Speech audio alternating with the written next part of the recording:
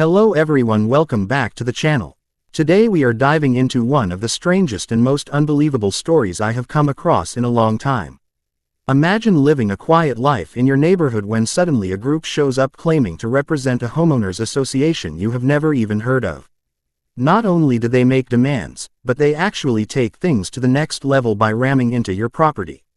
And then, in a turn of events that sounds like something out of a movie, a 16-year-old in the house suits up in body armor and steps outside carrying an AK-74. That is exactly the kind of chaos we are going to unpack here, and the more details you hear, the crazier it gets. The idea of a fake homeowners association might sound like a joke, but it has happened in more than one place. People show up pretending to be in charge of enforcing community rules, even though they have no legal authority. They try to pressure residents into paying bogus fees or following made-up guidelines. In this case, things escalated way beyond the usual scam letter or fake fine notice. The so-called HOA members drove right up to a family's garage, smashed into it with their vehicle, and then started making threats.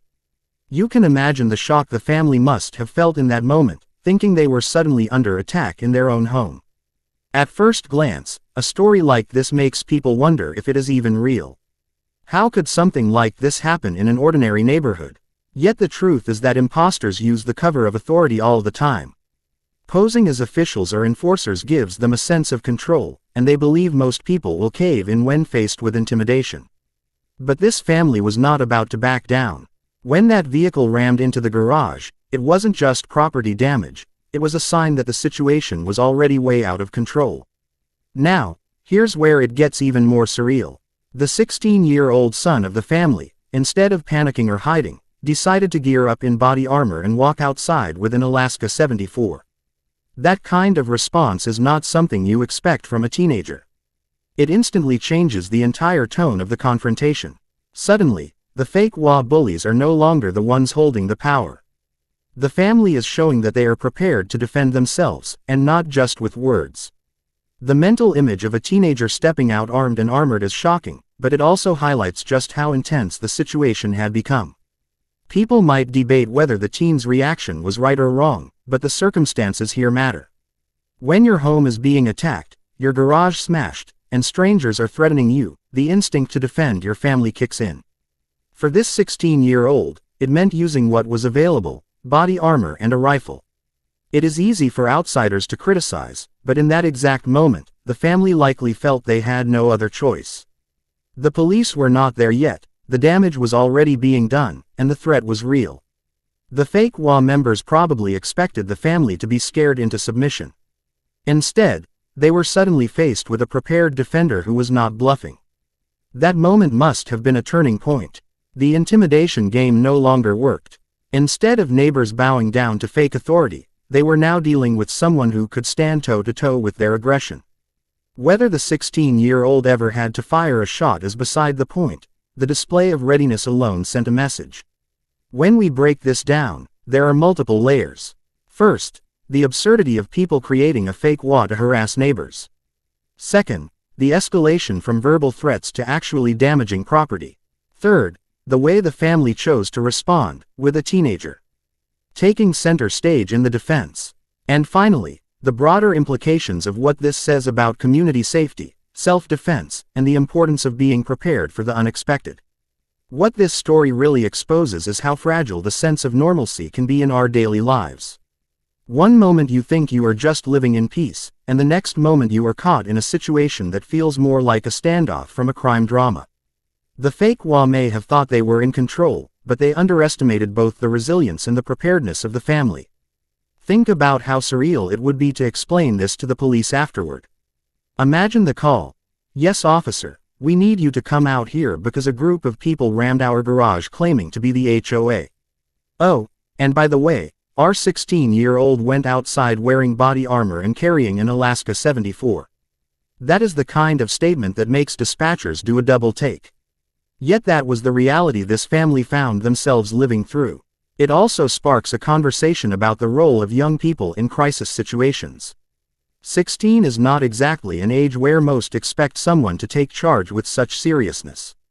Yet here was a teenager demonstrating discipline, quick thinking, and courage under pressure. The body armor suggests preparation, as though this was not the first time the possibility of violence had crossed their mind.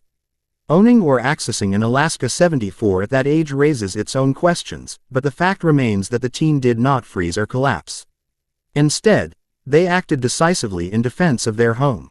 Some critics might argue that the situation could have turned deadly very fast. And that is true. Anytime firearms are involved, the risk skyrockets. But from the family's perspective, they were already under attack. Their garage had been rammed, and threats were being made. Sitting passively and hoping things got better was not going to solve the problem. By showing strength, they may have prevented the fake war from pushing any further. In fact, the confrontation ended without reported casualties, which shows that sometimes the presence of force is enough to deter escalation.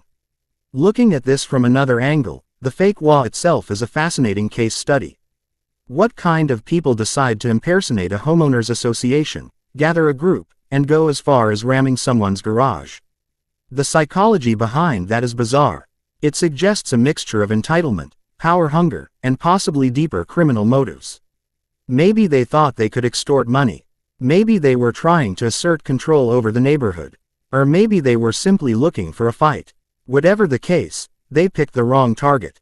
The aftermath of such an incident is just as important as the event itself. The damage to the garage would need repairs. The emotional toll on the family would last much longer. Living with the memory of strangers attacking your property and your teenage child stepping up with a rifle is not something you shake off easily. At the same time, the story of their defense would spread, and with it, a warning to anyone else thinking of pulling a similar stunt. This also ties into the bigger debate about community security in America.